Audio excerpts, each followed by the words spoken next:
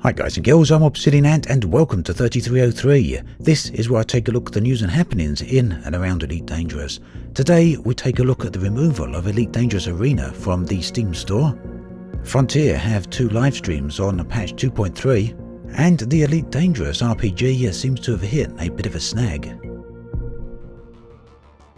Love it or hate it, it's hard to argue against the fact that the popularity of Elite Dangerous Arena has actually been very low. Although in recent weeks and months it's often said that the popularity of the game has increased a little. Now last year, Elite Dangerous Arena was released as an independent product on this Steam store, with a much lower price than the Elite Dangerous main game.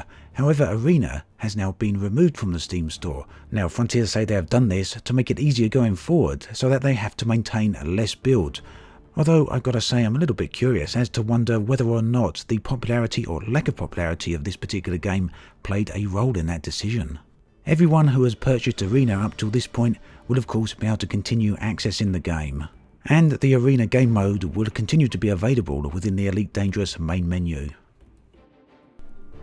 Today, Frontier posted a sneak peek of a character from the Commander creator, along with a brief look of the vanity camera that's coming with the 2.3 update. Now, this doesn't give us a whole lot to go on, but what we do get to see is the quality of the avatars here, and they do actually look very good indeed. And of course the vanity camera itself with all manner of controls, and if you're a photographer this is really going to go down a treat.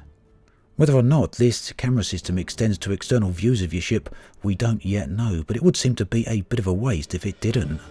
That said, up until this point Frontier have always been very resistant of giving external view cams of your ship due to what they feel to be unfair advantages in combat. So at the moment, who knows, we'll find out tomorrow with the live stream. The cynic in me of course says that this is a great opportunity for Frontier to sell loads more vanity item merchandise. Nonetheless, like many others, I'm very excited to see where all this goes. The beta for Elite Dangerous 2.3 at the Commanders is getting ever closer.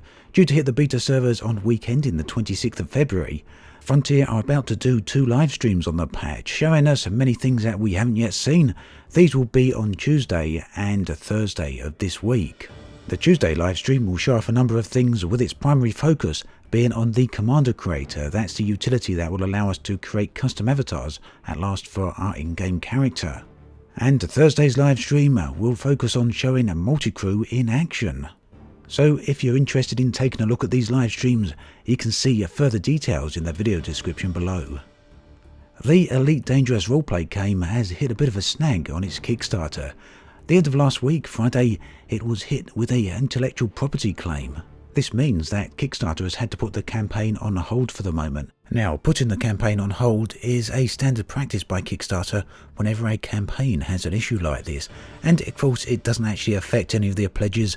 Anyone who's actually made a pledge still has full access to their management of that. Now, the intellectual property rights claim is not coming from Frontier. Frontier, of course, have licensed Spider-Man Games to use the IP on their project. The Kickstarter page unfortunately doesn't show who has made the IP claim, although it does of course show that an IP claim has been made. Meanwhile, the technology website Ars Technica has done a bit of investigation into it, and they have apparently received some information showing the alleged claim. Now, I've put a link to Ars Technica below, as well as a link to the main forum thread, and from there you'll be able to do further reading on the subject. Oliver Hume, the producer behind the Elite Dangerous RPG, has released a brief statement on the subject.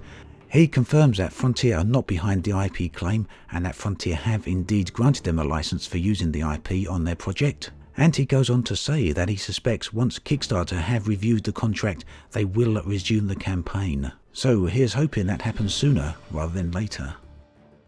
As of this recording, a total of 14 ancient ruins have now been discovered, and as of last week, a 3rd type of ruin was located. Now, the subject as to whether the alien ruins themselves are actually working correctly has become very confused lately. Frontier have issued a number of responses and only recently clarified that it is indeed bugged and that it won't be fully working until the release of patch 2.3. This naturally is very disappointing to hear. A lot of players have been working very hard to find a solution to the puzzle behind the mystery here at these alien ruins. And to me at least, it's extremely unclear as to why Frontier have taken so long to come up with a response to this issue. Now, if you do take a look at the video description, you will find a link there to the Alien Ruins thread, and from there you'll be able to keep updated with all the things alien. There's also another link to Galnet which talks about these alien ruins, and this is extremely interesting. It's from a professor within the world of Elite Dangerous, and he talks of an entire civilization behind these ruins. In fact, he goes on to say that he suspects there are many hundreds of such ruins out there, and they're contained within an area roughly equal to the size of human inhabited space. And I'm guessing we're going to have to wait to see where this all leads with the release of patch 2.3. Sticking with the subject of the ancient ruins for the moment, forum user Mashed has come up with a very useful website. It lists all the ruins so far discovered, and this website is interactable, so if you click on the ruin names or the planetary names there, it will take you to a map of each individual ruin. And again, you can find a link to that website in the video description. Finally, on this subject, just as I was about to upload the video and I had to re-render for this, there was a new Galnet article posted from Rumtar, and what he says is that he has now isolated the signal in the alien ruins, meaning that our scanners are now capable of seeing all alien ruins within 1000 light-second range, and this should appear on our nav panel. No doubt then, this is going to make the discovery of further ancient ruins much easier. Reddit user Neotron has put together a rather fantastic tool. If you're anything like me and have a lot of trouble finding materials for engineers, then this is going to come in very handy indeed. Now, the tool uses information from the spreadsheet created by Deja, and it is extremely easy to use. You simply select which sort of data or which sort of material you're looking for, show your location, select your jump range here, as I'm doing so now, and then enter your chosen system into the system box. Once you've done that, you can simply press the confirmation button.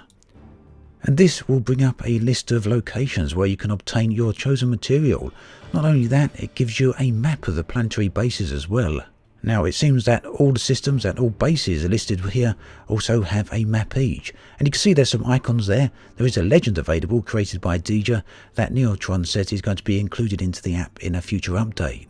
Now, personally, I find this to be an exceptional tool, and I think a lot of people are going to find a lot of use from it, so do check it out. Again, there's a link to this in the video description. Highly recommended. The whole of Formidine Rift mystery is taking shape, with the Penultimate site now located in the Conflux. This is a Gamma site, and after this there should just be one more site to find.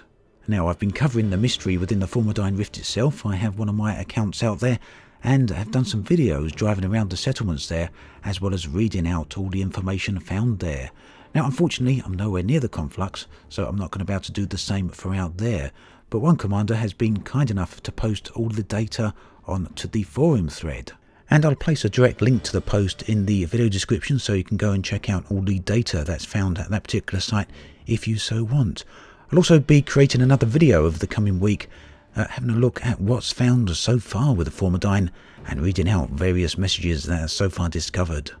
It's a mystery that is shaping up very nicely indeed, and I suspect that before too long we might well be seeing where all this is going to lead. That then brings us to the end of this episode of 3303. As always, thanks for watching, and I'll catch you guys and girls next time.